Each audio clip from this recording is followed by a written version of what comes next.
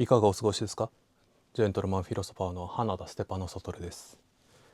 物事を考える上で、また物事を語る上で、真実に近づく、一直線に近づくという考え方ではなくて、不十分なものから遠ざかるという考え方の方が大事です。しかしながら、いわゆる自己啓発本とかでは逆の方向、真実に近づく一直線の方向で考えがちで、そういったもののアンチパターンとしてよく使われるのがベン図を用いた語り方だと私は思っています。例えば YouTube だったり X とかで、マーケティング、自分のビジネスをしたいとなった時に、好きなものとバズるもの、そういったベン図を考えて、それでその好きなものとバズるものの積集合を取ろうというような提案をする人とかはなかなかそこそこいますね。しかしそのような考え方っていうのは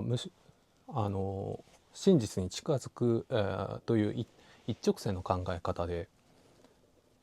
理想化が過ぎていると、単純化が過ぎていると私は思っています。そして下手をするとそれによって思考の地獄に陥るということがありえるかなと思っています。というのも、好きなものバズるものみたいに同じ領域にないものを、同じ領域にあるものと考えてしまうのではないかろうかと。いわゆるカテゴリーミステイクが、起きがちであるというふうに私は思っています。なのでベン図で、もしくは集合で考えるというのは安直です。なので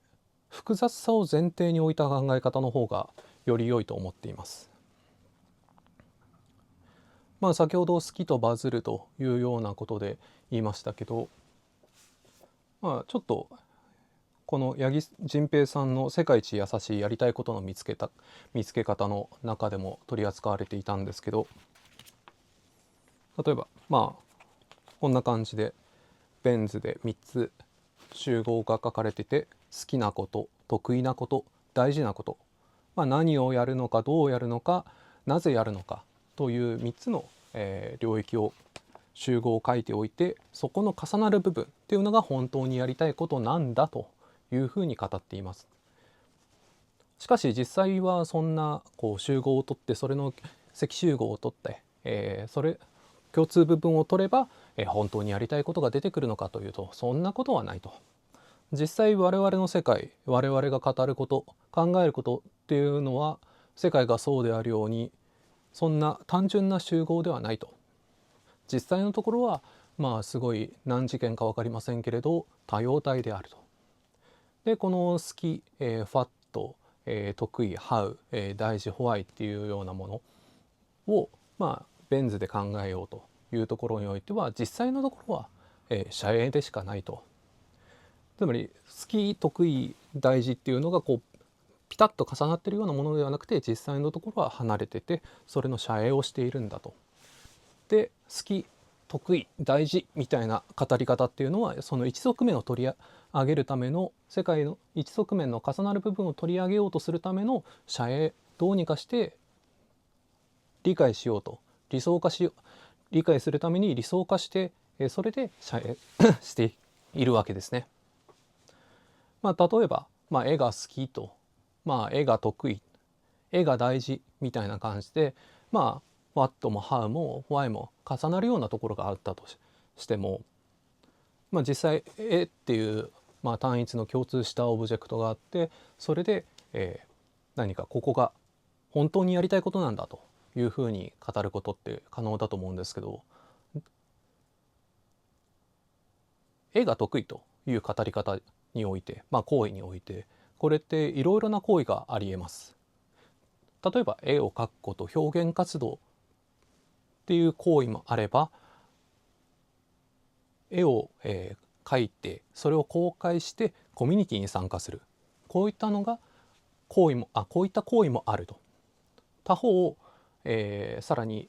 ちょっとビジネス仕事的な感じにはなりますけれど、絵が得意っていうのが絵を公開して売るっていう資産形成が得意というケースもあると思います。こういったファットが何が好きかっていうところが同一であったとしても How や Why どういうのが得意なのか、どうして、大事なのかっていうところ、そういったところが違えば What の意味するところっていうものも全然違いますよねと。なので社員の取り方に注意しなければならないと。単純しすぎてはいけないし、理想化しすぎてはならない。むしろ一直線に近づこうとするのではなくて、不十分な語り方、考え方から遠ざかるという考え方の方が大事です。実際冒頭に思考の地獄に陥るケースもあるという話をしましたけれど、これは例えば好きも得意もなぜも、積集合を取ったら全然重ならないと、空集合であったというようなケースにおいては本当にやりたいことって存在しないのかなというふうに思われてしまう。もちろん八木さんはこの本の中ではそんなことは言ってなくて、ちゃんとWhat と How と Why っていう感じでちゃんと分けていると。積集合を取るようなやり方ではないんですけれど、しかしながらベン図を使って、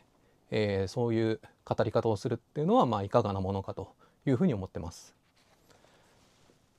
科学がそうであるように我々っていうのは真実に近づくっていうことをやっているっていうよりかは、むしろ不十分な捉え方、不十分な相互作用っていうものから遠ざかるっていうことをやっていると。そして我々がするべき選択するべき行為としては、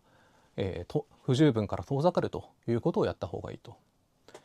不十分から遠ざかるというのはどういうことかというと、例えば八木仁平さんの本のところからまた続けて話すんですけど、八木さんは146ページで好きなことイコール興味好奇心を感じる分野っていうふうに語ってるんですね。一方でこ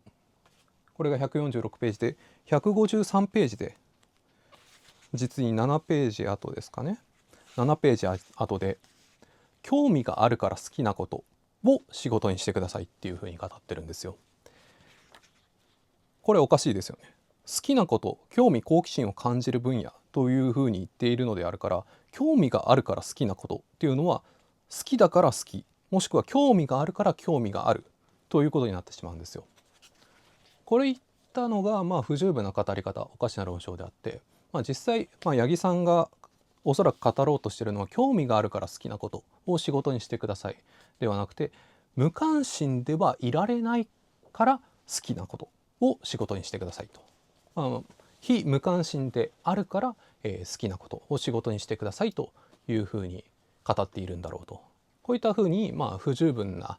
考え方語りから、遠ざかるというところが大事ですと。八木さんは、好きイコール興味、みたいな感じで定義してますけれど、実際のところは、好きと興味は全然違います。定義においてもそうですし、また脳科学においても全然違いますと。また、先ほど私が、無関心ではいられないから好きなことというふうに言い換えましたけど、関心があることと、無関心ではいられないこと、もしくは関心があることと非無関心であること、もうちょっと言い換えると、関心があることとノットノット関心がある、っていうこと、二重否定付きですね。こういったことは全然違うと。だからこそ関心があることと無関心ではいられないことが違うからこそ、そこから好きであることだったり仕事にすることっていうところに意味があるんだというふうに、私は好意的に八木さんの、そのちょっとおかしな論証のところを解釈しました。このように不十分なものっていうところから遠ざかるっていうのが、筋道として良いと。なのでそのベン図を使って、極端に単純化して理想化してそれで語るっていったものはカテゴリーミステイクが起きがちですし、その誤謬によって地獄、思考が、悪い方向に陥ってしまうということが生じます。なので手法においても、真実に近づくっていうことよりからは不十分から遠ざかるっていうところの方が筋道としてもいいですし、またマインドとしても正しさっていうか単純さを求めるというところよりかは、複雑さを受け入れるっていうところの方を大事にした方がいいと思っています。というわけで今回のお話は以上になります。今回の話があなたの参考になったら幸いです。それでは青を心に。